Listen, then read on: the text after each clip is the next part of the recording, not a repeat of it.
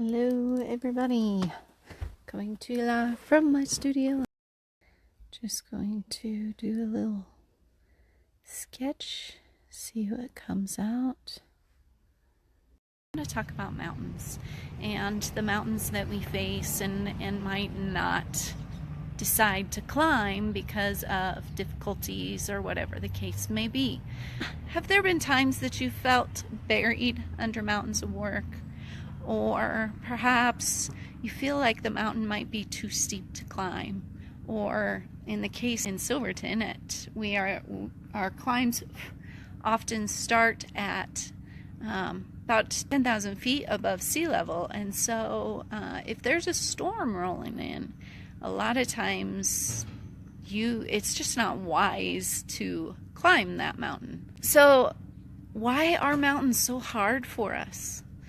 It was Sir Edmund Hillary that said, "It is not the mountain we conquer, but ourselves." So think about that for a minute.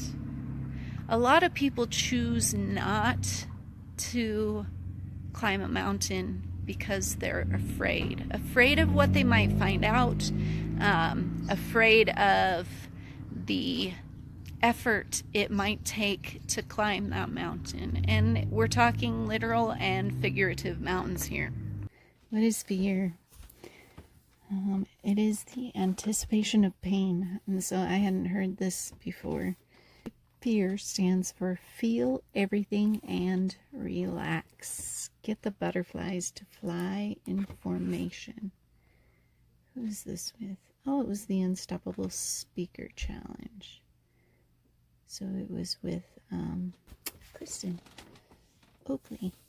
So anyway, in my early 20s, I never dreamed that I would climb a 14er.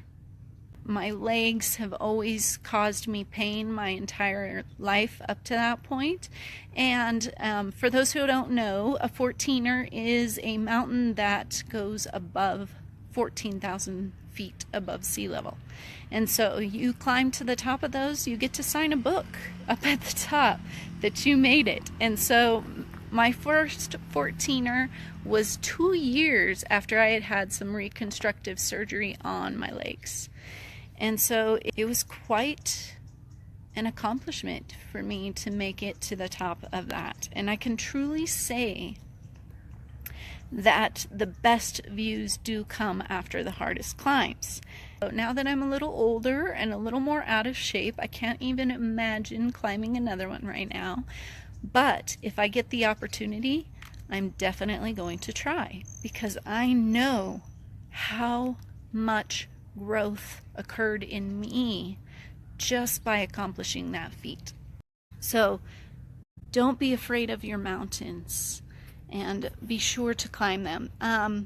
It was Andy Rooney who said, "Everyone wants to live on top of the mountains, but all the happiness and growth occurs in the climb." While my daughter Caitlin and I were in Bali, we got the opportunity to climb an active volcano, and it wasn't erupting, but it actively erupts every 15 years or something. And we got the opportunity to climb it to watch the sunrise. And so we're up at 2 a.m. to catch our transport from our village to get to the volcano. And we get there, it's pitch black. You can't see past your flashlight glow. So you have no idea what you're getting yourself into. You don't know if there's a precipice beside you. You just fully trust your guide and follow them and do what they say to do. And let me tell you, it was a very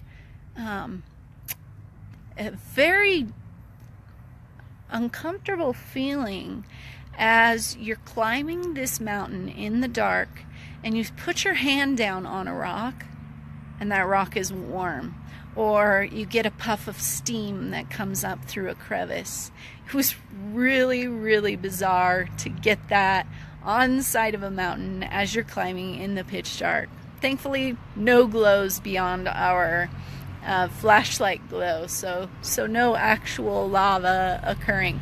But we get to the top of this mountain, and it's like super cloudy at this point and cold, and we were worried we're not going to get to see the sunrise because of all the clouds they just socked in, and it's the air is really moist because we're sitting in clouds up there at who knows what time it was at this point. It took a couple hours, I think, to climb the mountain, and we didn't even go all the way to the top. We had been living at sea level for almost 3 weeks at this point. So but the self-reflection and self-analysis and self-growth that occurred as you're climbing this mountain in the dark and fully trusting in your guide.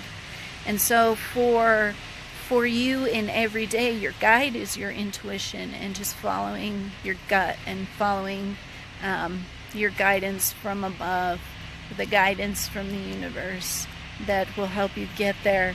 And there's just so much growth that occurred in that instance. And just after I said, oh man, it doesn't look like we're going to get to see the sunrise because of the clouds, all of a sudden the clouds cleared, and just this gorgeous view, the sun peeking through, beautiful sunrise. It was quite the experience. So you may not be climbing a literal mountain right now. Pursuing your passion might be that mountain. Changing your lifestyle might be that mountain. Or loving yourself might be that mountain.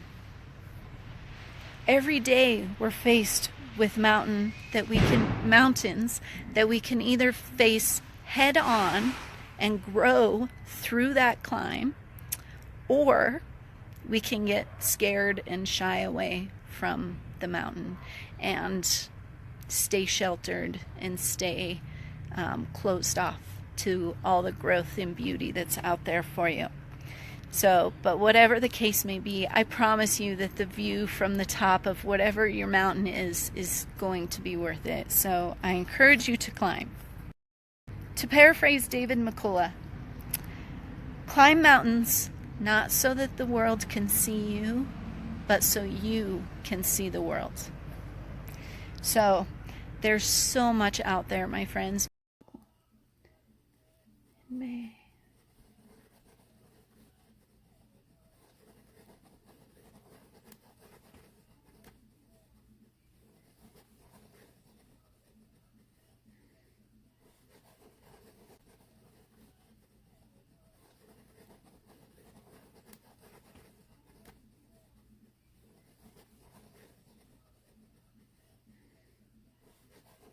Bye, everybody.